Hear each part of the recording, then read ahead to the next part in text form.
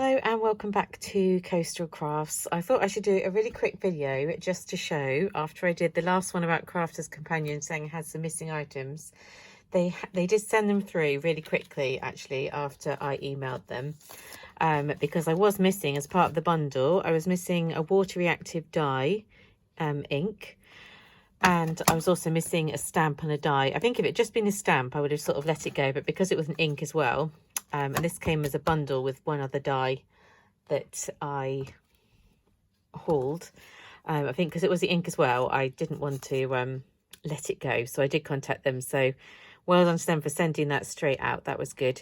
And I really was interested in trying the ink. It was one of their Craft Vault bundles, you know, where they bring out some of the older things, and these were things that I wouldn't necessarily have purchased, but I was interested in trying them out. So with this one I wanted to see how it sort of compared to things like Distress Oxides and things, and from having a little go playing around with it in terms of that, sort of how it's stamped out just with these wooden stamps that I happen to have here, and it stamps out fine. I sort of imagine it's more for, you know, it's more for blending and things. And I do like the colour.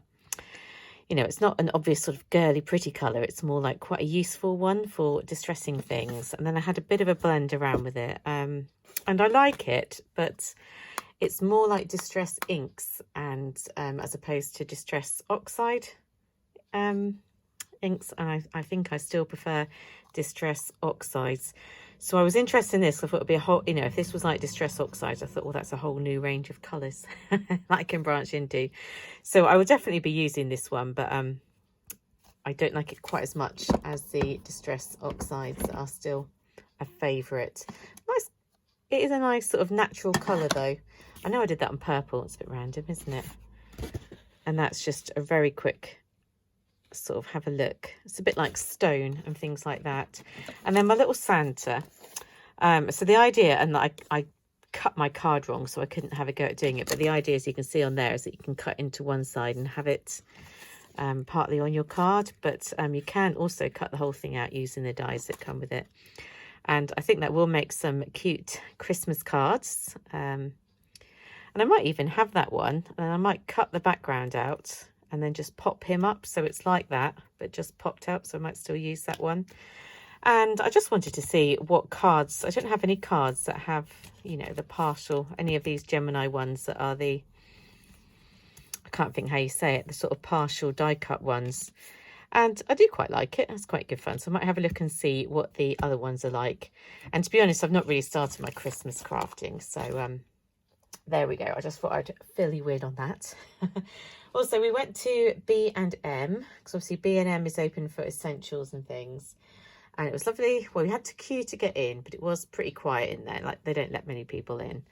And I picked up a couple of balls of wool. Because I had a white sparkly one from Poundland, but I used it all up. And I doubt I'll be going into town, because Poundland tends to be in town. And I doubt I will be going in for some time. So this one was the Baby Two-Tone, $1.99, and I really like this. So I've been using it to make pom-poms, as you probably have guessed. And you can see these are using these two wools, how they've come out. And those beads were from Kim, I believe, in some Happy Mail, and they're gorgeous. So I really like, I've gone pom-pom crazy. I really like them. But I love this one. This one's so soft and pretty. And this one's a really good staple. But I might have to get another one of these Baby Two-Tones in. They had about 3 or 4 different colorways. When you make pom-poms, although it's got pink and yellow and peach and purple and stuff, you do tend to only, if you're only doing a small pom-pom, it just comes out as one colour because you're not using enough of the wool, which is interesting. It's not interesting. It's a thing. And the other one was $1.99 as well, Baby Sparkle yarn. So more expensive than Poundland, but you do get a lot more on the bundle, and they're very soft. So also, whilst I was in there, I got these. I've taken them out of the packaging by the looks of it. They were originally £2, but they were down to £1.50, and I absolutely love these ribbons. Look at those. Those little stars are gorgeous. This is so like pink and girly, and I love that one as well. and unicorns and pretty things, and I love it. It's simple, but it's nice. And I picked up some other staple things I needed, like envelopes and things like that. And then in just as I'm here in Asda, they had these down to 10p. I'm going to use them to make some of those little tulle bows that a lot of people have been making. See, there's one with the what do you call them? The little felt kind of pom-pom things.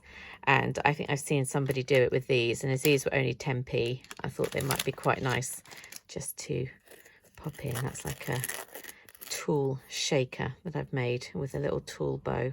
Happiness is a journey, not a destination. I guess you're not going to be happy forever. Maybe that's what that's trying to say, which is probably true. I think that's all the little bits I picked up. I mainly just wanted to go on and say, you know, I'm not totally dissing Crafter's Companion. They have sent me what I asked for, which is good. And yeah, I will be back on very soon. Hope you're having a good day. Bye.